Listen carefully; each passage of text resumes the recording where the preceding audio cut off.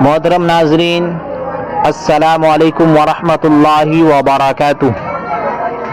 اسلام کے لیے دو رخ۔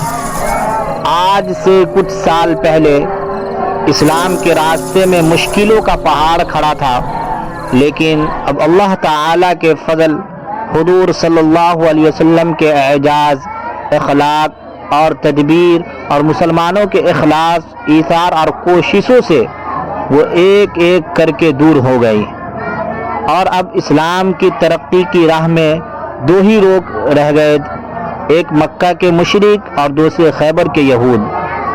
مکہ کے مشرکوں سے حضور صلی اللہ علیہ وسلم صرف یہ چاہتے تھے کہ وہ اسلام کو امن و امان سے آگے بڑھنے دے، اور جو لوگ خوشی سے اس حلقے میں آنا چاہے ان کو یہ موقع دیا جائے۔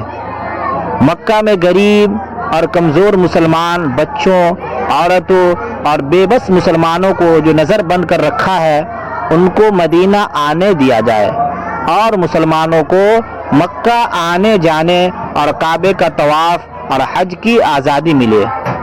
خیبر کے یہودیوں سے اتنا ہی چاہا جاتا تھا کہ اگر اسلام کے دین میں آنا نہیں چاہتے تو وہ اس کی سیاسی طاقت کے آگے سر جھکا دے، تاکہ ملک میں ایک قسم کا نظام کھڑا کیا جا سکے۔